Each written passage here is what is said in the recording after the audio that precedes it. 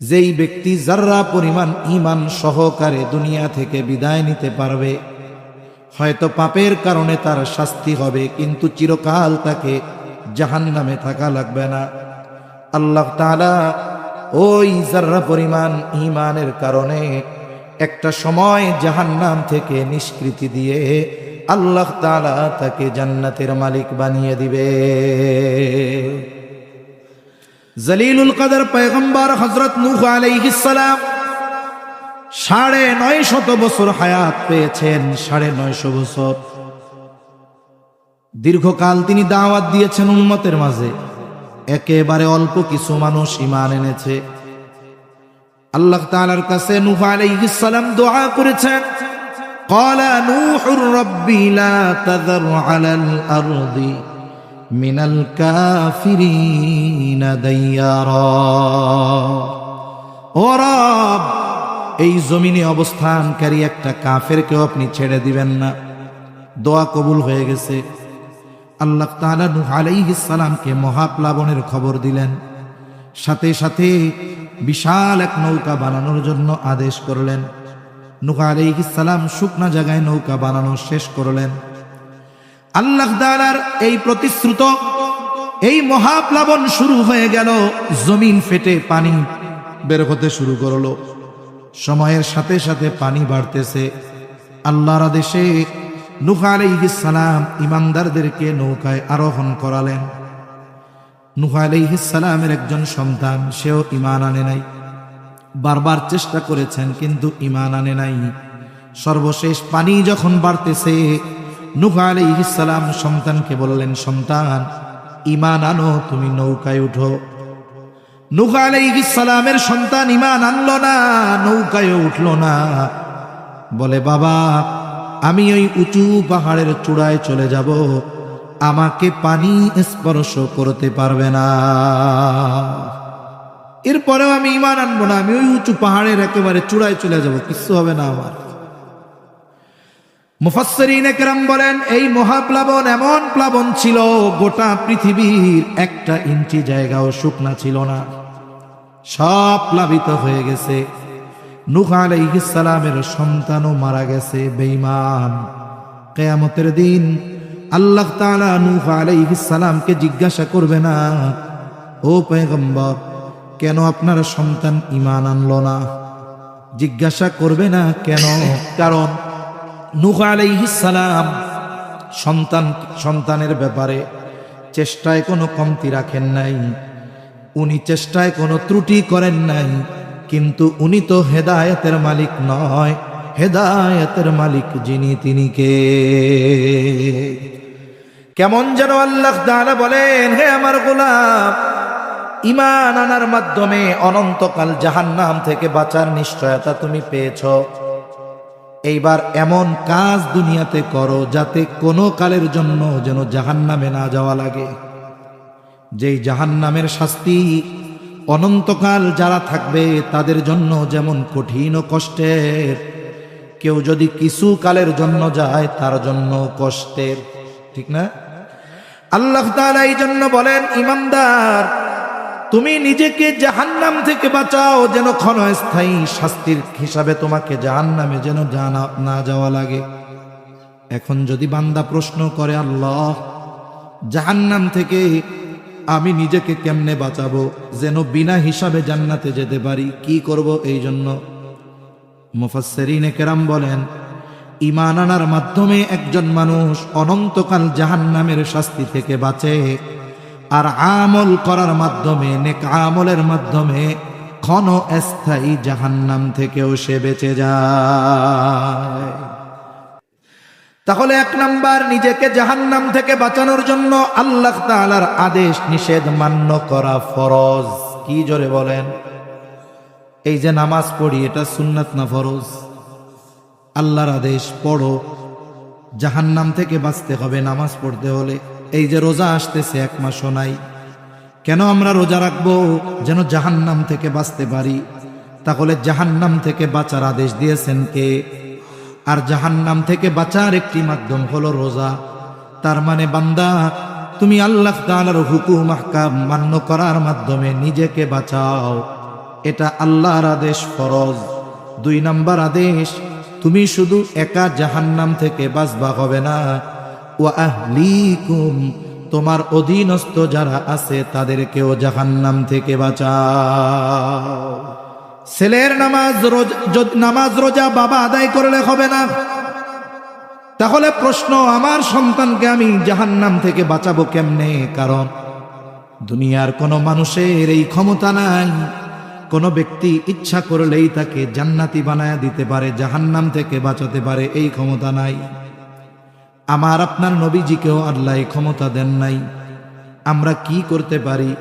বলে আমি নামাজ পড়ব, কিন্তু আমার সন্তানটাকে নামাজ পড়াবো, আমার সন্তানকে দিয়ে রোজা রাখাবো। তার মানে আমি নিজে আমলের মাধ্যমে জাহান্নাম থেকে নিজেকে বাঁচাবো, অধীনস্থদেরকে আমলগুলো শেখানো আর করানোর মাধ্যমে জাহান্নাম থেকে বাঁচানোর চেষ্টা করব। এখন নবীজি সাল্লাল্লাহু আলাইহি ওয়াসাল্লাম বলেন, কুল্লুকুম রাঈনা ওয়া কুল্লুকুম মাসউলুনা আন রাঈয়াতিহি। নবীজি বলেন, তোমরা প্রত্যেকেই দায়িত্বশীল, প্রত্যেককে তার দায়িত্বের ব্যাপারে জিজ্ঞাসা করা হবে। আমাদের অধীনস্থদের মধ্যে অন্যতম হলো সন্তান। তাহলে সন্তানের ব্যাপারেও অভিভাবককে কিয়ামতের দিন আল্লাহর আদালতে জিজ্ঞাসিত হওয়া লাগবে। ও রব, আপনি আমাকে এমন স্ত্রী সন্তান দান করেন যারা আমার চক্ষু শীতলকরণের কারণ হবে। ওয়াজআলনা লিল মুত্তাকিনা ইমামা, আর আপনি আমাদেরকে মুত্তাকিনদের ইমাম বানায় দেন। এজন্য কোরআন এবং হাদিসের এই বিষয়গুলোর আলোকে এটা সুস্পষ্ট যে সন্তানকে দ্বীনের উপরে গড়ে তোলা ফরজ। এখন এই বিষয়টা বাস্তবায়ন কখন থেকে করব, কিভাবে করব, লম্বা কথা নয়, অল্প কথার মধ্যে আমরা জানবো ইনশাআল্লাহ। 1 নাম্বার, একজন নেককার মা প্রত্যেকটি সন্তানের দ্বীনি তারবিয়াতের সর্বপ্রথম ধাপ একজন নেককার মা। কেন নেককার মা দরকার? বলে নেককার মা দরকার এই কারণে, আধুনিক বিজ্ঞান রিসার্চের পরে বলতেছে যে সন্তানের ক্যারেক্টার গঠন হয় 90% তার মায়ের থেকে। ইসলাম তো এই ব্যাপারে 1500 বছর আগে আমাদেরকে নির্দেশনা দিয়ে দিয়েছে। এই জন্য নেককার সন্তান যদি কেউ চায়, একজন নেককার মা দরকার। ইসলাম বলে 4টি জিনিস দেখে মেয়েদের বিবাহ করা হয়। 1 নাম্বার দেখা হয় তার সম্পদ, সৌন্দর্য। 2 নাম্বার সম্পদ।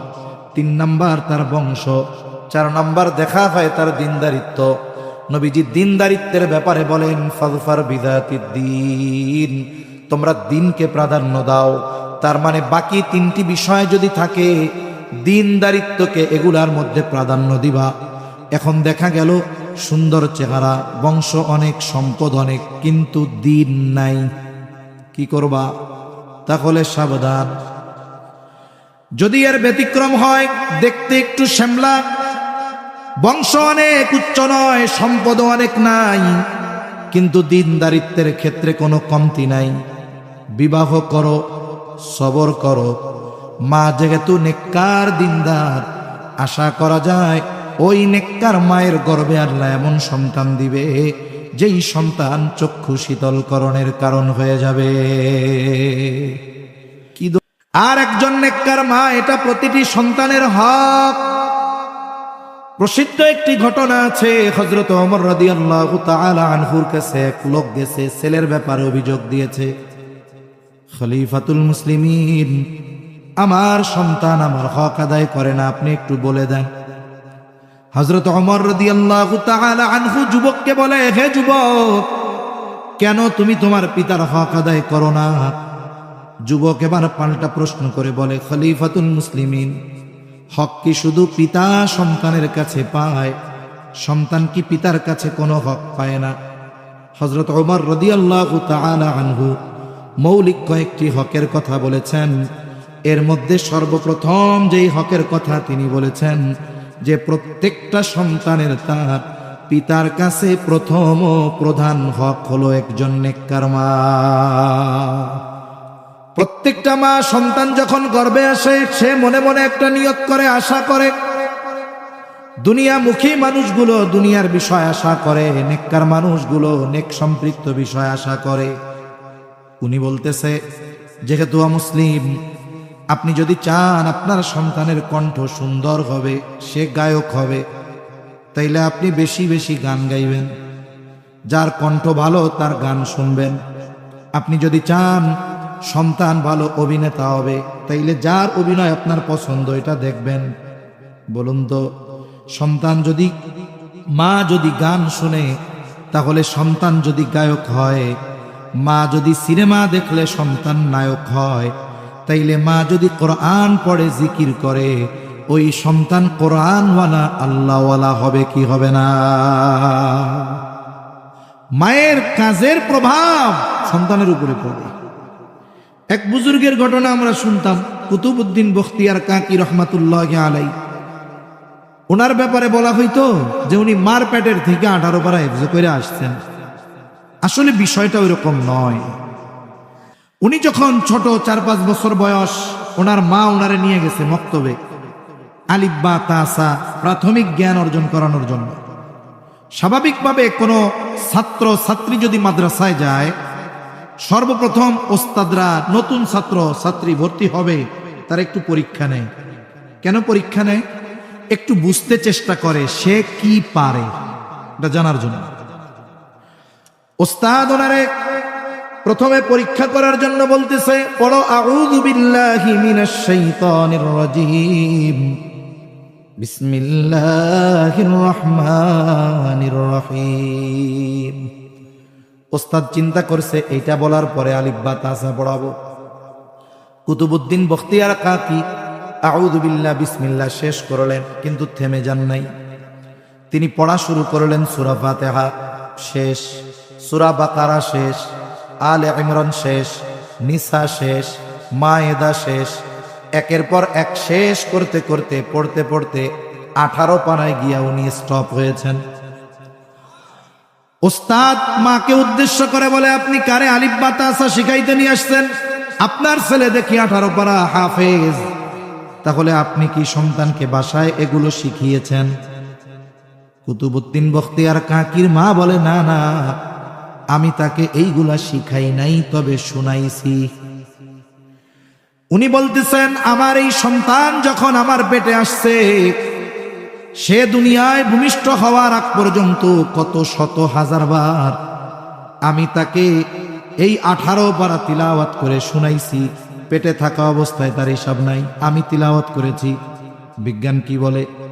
বিজ্ঞান বলে, যখন মায়ের গর্ভে সন্তান শ্রবণ শক্তি পায়, মা যেই কথাগুলো বলে, যেই কথাগুলো শোনে, সব কথা ওই গর্ভের সন্তান শুনতে পায়।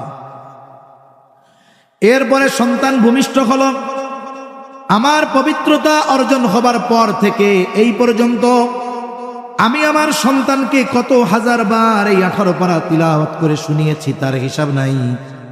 এইবার ওস্তাদ বলতেছে, তাহলে বুঝতে পেরেছি মায়ের মুখে তিলাওয়াত শুনতে শুনতে আপনার সন্তান 18 পারার হাফেজ হয়ে গেছে। তাহলে কথা অনেক লম্বা হয়ে যাচ্ছে। মূল কথা হলো, মার কর্মের প্রভাব পেটের বাচ্চার উপরে পড়ে। এই জন্য বিজ্ঞানও বলে সন্তানের চরিত্র গঠনে 90% ভূমিকা হলো মায়ের। আর ইসলাম 1500 বছর আগে জানায় দেয়, একজন নেককার সন্তানের জন্য একজন নেককার মা দরকার। 2 নম্বর বিষয়, এখন নেককার মা হলো, নেক সন্তানের জন্য আল্লাহ তাআলার কাছে দোয়া করতে হবে। আল্লাহ তাআলার কাছে শুধু সন্তান নয়, বরং আল্লাহ তাআলার কাছে নেক সন্তান চেয়ে দোয়া করতে হবে। আর নেক সন্তান চেয়ে দোয়া করা, এটা পয়গম্বর আলাইহিমুস সালামের আমল। খলিলুল্লাহ ইব্রাহিম আলাইহিস সালাম নমরুদের অগ্নিকুণ্ড থেকে আল্লাহ তাআলা যখন ওনাকে হেফাজত করেছেন, 80-র উপরে বয়স, ইরাকের বাবেল ছেড়ে তিনি রওনা হয়েছেন সিরিয়ার দিকে, শামের দিকে। চলার পথে আল্লাহ তাআলার কাছে দোয়া করেছেন, রব্বি হাবলি মিনাস সালিহিন, ও রব আমাকে একজন নেককার সন্তান দেন। ইব্রাহিম আলাইহিস সালাম শুধু সন্তান চান নাই, বরং আল্লাহ তাআলার কাছে তিনি নেককার সন্তান চেয়েছেন। এজন্য আল্লাহর কাছে নেক সন্তান চাওয়া এটা ইব্রাহিম আলাইহিস সালামের আমল। মুফাসসিরিনে কেরাম আরেকটি বিষয় এই জায়গায় বলেন, যেই এই আয়াতের আলোকে এটাও বোঝা যায় যে ইব্রাহিম আলাইহিস সালাম আল্লাহ তাআলার কাছে ছেলে সন্তান চেয়েছেন। এই জন্য আল্লাহর কাছে ছেলে সন্তান চাওয়া এটাও ইব্রাহিম আলাইহিস সালামের আমল। এখন আল্লাহর বান্দা চাইছে ছেলে, কিন্তু আল্লাহ দিছে মেয়ে। রাগ হওয়া যাবে? জোরে বলেন যাবে। কিন্তু আমাদের সমাজে যদি কারো পরপর 2, 3, 4টা কন্যা সন্তান হয়, সে তার চেহারার দিকে আর তাকানো যায় না, চেহারাটা কালা হয়ে যায়। অথচ কন্যা সন্তান হওয়া এটা সুসংবাদ। আল্লাহ বলছে। কে বলছে? আল্লাহ বলেছেন। আল্লাহ রাব্বুল আলামিন বলেন, ইয়াহাবু লিমান ইয়াশাউ ইনাসান ওয়া ইয়াহাবু লিমান ইয়াশাউ যুকুর আও ইউযাওবিজুহুম যুকরানান ওয়া ইনাসা ওয়া ইয়াজআলু মান ইয়াশাউ আকীমা। আল্লাহ রাব্বুল আলামিন যাকে চান তাকে ছেলে দেন, যাকে চান তিনি মেয়ে দেন, যাকে চান তিনি উভয়টাই দেন, আবার যাকে চান আল্লাহ তাআলা তাকে কোনোটাই দেন না। এই জন্য আমি আপনি ছেলে চাইতে পারি, কিন্তু ছেলে দিবেন না মেয়ে দিবেন, এই ফয়সালা যার তিনি কে। এজন্য যদি পরপর কন্যা সন্তান হয় রাগ হওয়া যাবে না, কারণ কন্যা সন্তান হওয়া সুসংবাদ। আর কন্যা সন্তানের এই সুসংবাদে মুখ কালা করা এটা আবু জেহেলের সময়ের লোকজনের কাজ।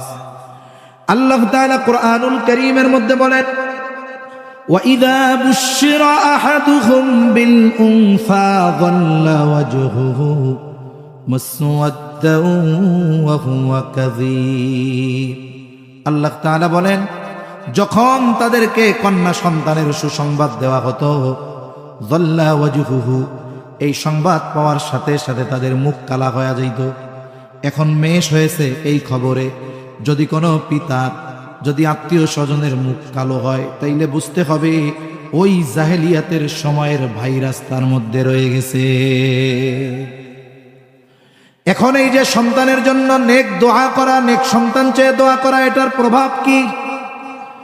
মা বাবার দোয়া সন্তানের জন্য, এর প্রভাব তার জীবনে পরিলক্ষিত হবেই, আজ অথবা কাল, আগে কিবা পরে। এই দোয়া কখনো বিফলে যায় না। এজন্য ইসলাম সন্তানের জন্য নেক দোয়া শিখিয়েছে, বদদোয়া শেখায় নাই। কিন্তু আমাদের সমাজে অনেক মানুষ আছে, সন্তান যদি একটু বিরক্ত করে, চঞ্চলতা করে, মুখের উপরে বদদোয়া দিয়া দেয়। আছে না? মনে করেন মাদ্রাসায় পড়ে, স্কুলে পড়ে, স্কুলে গিয়া ঠিকমতো পড়াশোনা করে না, দুষ্টুমি করে, চঞ্চলতা করে, ছোট মানুষ তো। এখন অভিভাবকরা বিচার দিছে বাবার কাছে, মায়ের কাছে। মা বিরক্ত হয়ে বলতেছে, আল্লাহ যেন তোর মুখ আমারে আর না দেখায়। বলে না এরকম? তোর জ্বালায় আর সম্মান থাকলো না, আল্লাহ যেন তোর চেহারা আর না দেখায়। পোলা এটা রোডে যাইয়ে ট্রাকের তলে মাথা পিষে শেষ, চেহারা দেখার সুযোগ আছে? এখন বলেন তো, এই যে বাচ্চাটা মারা গেল, আমি আপনি হয়তো 2-4 দিন আফসোস করব, কিন্তু যেই মা বদদোয়া করেছে ওই মা যতদিন বেঁচে থাকবে ততদিন কান্না করতে থাকবে।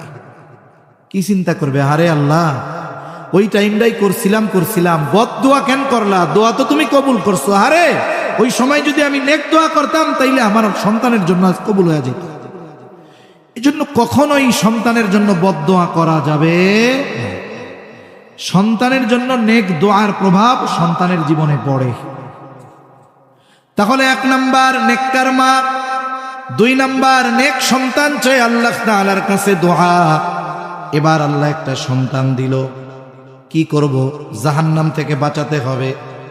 এতক্ষণ হয়েছে প্রস্তুতি, এখন হলো মূল পর্ব শুরু। 6 মাস ধরে আয়োজন চলতেছে, কিছুদিন যাবৎ পোস্টার চলতেছে, কয়েকদিন যাবৎ মাহফিলের প্রচারণা চলতেছে। মূল মাহফিল শুরু হয়েছে সন্ধ্যা থেকে। এই যে দোয়া নেককার বিবি, এটা হলো প্রস্তুতি। বলে যার প্রস্তুতি যত ভালো, যত সুন্দর, তার ফিনিশিং তত ভালো। এখন সন্তান দুনিয়ায় ভূমিষ্ঠ হলো। সন্তান ভূমিষ্ঠ হওয়ার পর সন্তানের কিছু হুকুক আছে, হুকুক, হক, এগুলো আদায় করব। সন্তান দুনিয়ায় ভূমিষ্ঠ হওয়ার পর ছেলে হোক কিবা মেয়ে, ডান কানে আজান আর বাম কানে ইকামত। ছেলে হোক অথবা মেয়ে, ডান কানে আজান বাম কানে ইকামত। কোথায় দিবেন? বলে ওই জায়গায় যদি কোনো পুরুষ না থাকে, নারীরা এই আওয়াজগুলো, শব্দগুলো ওই শব্দ ভূমিষ্ঠ শিশুর কানে পৌঁছায়া দিবে। তা অবস্থা হলো মানুষ এখনো জানে না। অনেকে বলে যে একটু আজান দিয়ে দেয়, কিন্তু আজানটা কোথায় হবে? বাচ্চার ডান কানে আজান বাম কানে ইকামত। এইবার সপ্তম দিন কয়েকটা কাজ আছে। একটা হলো তার চুল, মাথার চুল মুন্ডায় ফেলতে হবে। যদি কোনো অসুস্থতার কারণে, অনেক সময় অনেক বাচ্চা স্বাভাবিক ডেলিভারি হয় না, তার এই মাথার উপরটা খুব নরম থাকে, হ্যাঁ, ওর জন্য তো আর সপ্তম দিন রিস্ক, আপনি কয়েকদিন পরেই করবেন। মূল কাজ হলো তার প্রথম চুলটা মুন্ডাতে হবে। সপ্তম দিন করতে পারলে ভালো, না পারলে পরের সপ্তাহে করেন, তারপরের সপ্তাহে করেন। চুল মুন্ডায়া সুন্দর মতো ওই চুলের ওজন পরিমাণ স্বর্ণ, রূপ্য অথবা উভয়টার যে কোনো একটা সমপরিমাণ মূল্য সদকা করে দিতে হবে। এরপরে সপ্তম দিন আর একটা কাজ, তার আকিকা করতে হবে। আকিকা, আকিকা যদি ছেলে হয় 2টা ছাগল দিয়ে, মেয়ে হলে 1টা দিয়ে। সপ্তম দিন না পারলে দ্বিতীয় সপ্তাহে, না পারলে তৃতীয় সপ্তাহ বা 21তম দিন করতে হবে। যার অ্যাবিলিটি নাই, 2টা ছেলে হয়েছে কিন্তু 1টা ছেলে হয়েছে, 2টো দিয়ে দেওয়ার অ্যাবিলিটি নাই, উনি 1টা দিয়েই সময় মতো আকিকা করবে। কারণ আকিকার সাথে বাচ্চা অনেক কল্যাণ অকল্যাণের বিষয় থাকে। যদিও এটা ফরজ না, কিন্তু অনেক গুরুত্বপূর্ণ বিষয়। ইচ্ছা করে বিলম্ব করব না। সপ্তম দিন আরেকটা কাজ, আরেকটা কাজ হলো সুন্দর একটা ডাক নাম রাখা। ডাক নামটা কি হতে হবে? সুন্দর। যেই ডাক নামটা তার ধর্মীয় পরিচয় বহন করে। কিন্তু নবীজি বলেন সবচেয়ে আল্লাহর কাছে পছন্দের নাম আব্দুল্লাহ আর আব্দুর রহমান। আব্দুল্লাহ, আব্দুর রহমান বেশি। আপনি আল্লাহর গুণবাচক নামের সাথে আব্দুল যোগ করে অন্য নাম রেখে দেন। আব্দুল হালিম, আব্দুল মজিদ, আব্দুল সামাদ, আব্দুল মালিক, কত সুন্দর সুন্দর নাম আছে। আবার এটা ডাকার সময় কিন্তু খেয়াল করতে হবে। আমাদের দেশে কিছু অঞ্চলে আছে নামটাও বেকা করে ডাকে। মনে করেন ওনার নাম আব্দুল খালেক, কিছুদিন পরে আমরা আব্দুল বাদ দিয়া দেই, এবার শুধু খালেক ডাকি। কিছু অঞ্চলে আছে কিছুদিন পরে এই খালেকও সোজা ডাকে না, কয় ও খালেক কে, ও মালিক কে। খবরদার, ইহুদিদের অভ্যাস ছিল মানুষের নামকে বিকৃত করে ডাকা। এজন্য আমরা নাম বিকৃত করব না, সুন্দর নাম রাখবো। এই কাজগুলো আমরা করব তো ইনশাআল্লাহ। এরপরে ওই যে সন্তানকে জাহান্নাম থেকে বাঁচাতে হবে, কি করব? একেবারে 5-6 মিনিটের মধ্যে বাকি কথাগুলো শেষ। এবার আসেন ফরজ। সন্তান বলেন, সন্তানকে ঈমান শেখানো কি, আখলাক শেখানো কি, ইলম শেখানো কি, আমল শেখানো কি? যদি ঈমান না শেখাই জাহান্নাম থেকে বাঁচতে পারবে না। আমি যদি তাকে আমল আখলাকে ইলম না শেখাই, সে তাহলে ক্ষণস্থায়ী জাহান্নাম থেকে বাঁচতে পারবে না। যেহেতু জাহান্নাম থেকে বাঁচানোর জন্য এই বিষয়গুলো শেখানো ফরজ, এই জন্য সন্তানকে এই বিষয়গুলো শেখানো প্রত্যেকটা অভিভাবকের জন্য জরুরি। কিন্তু আফসোসের বিষয়, কোথায় শেখাবেন? যদিও 92% মুসলমানের দেশ, এই দেশের যেই জেনারেল কারিকুলাম, স্কুলে গেলে সন্তান ইলম শিখে না, আমল শিখে না, ঈমান শিখে না, আখলাক শিখে না, কিন্তু শেখানো তো ফরজ। এই জন্য এই মাদ্রাসাগুলোর প্রয়োজন। ফজলুর রহমান ইসলামিয়া মাদ্রাসার মতো মাদ্রাসাগুলো সন্তানকে যখন এই জায়গায় দেওয়া হয়, সন্তান 3-4 বছর পরে এই জায়গায় পড়ে ইলম শিখে, আখলাক শিখে, আমল শিখে, ঈমান শিখে। এখন বলতে পারেন, হুজুর ছেলেটারে তো আমি ডাক্তার বানাইতে চাইছিলাম, তাইলে কি মোল্লাই বানায় ফেলতে হবে নাকি? না না, আপনি ছেলেরে ডাক্তার বানাবেন ঠিক, কিন্তু আগে তো মুসলমান বানাতে হবে, ঠিক না? মুসলমান বানানোর জন্য এইগুলো দরকার। আর আমাদের দেশের নুরানি মাদ্রাসাগুলো এত সুন্দর, স্কুলে যেই জেনারেল সাবজেক্ট গুলো পড়ানো হয় তার চাইতে সুন্দর এবং যত্ন সহকারে নুরানি মাদ্রাসায় গুলো জেনারেল সাবজেক্ট পড়ানো হয়। যাক, আমরা কি চাই যে সন্তানের কারণে দুনিয়া আখেরাতে আমরা অপমানিত হই? আমরা কেউ চাই না। দুনিয়ার সবচেয়ে খারাপ বাবাটাও চায় যে আমার সন্তান সবচাইতে ভালো মানুষ হোক। দুনিয়ার সবচাইতে খারাপ মা চায় যে আমার সন্তানটা ভালো হোক। শুনুন, অনেক জায়গায় আছে মা সর্বোচ্চ খারাপ কাজের সাথে জড়িত। আমি জায়গার নাম বললাম না, পত্রিকায় দেখেছি। সেই মা সন্তান হইছে, সেই মাও সন্তানকে ওই পরিবেশে রাখে নাই, খুলনা এক জায়গায় এক মাদ্রাসায় পাঠায়া দিছে, ছেলেটা হাফেজ হইছে। অথচ দেখুন ওই মা সর্বনিকৃষ্ট কাজের সাথে জড়িত। ওই মাও চায় না যে আমার সন্তানের চরিত্রটা খারাপ হোক।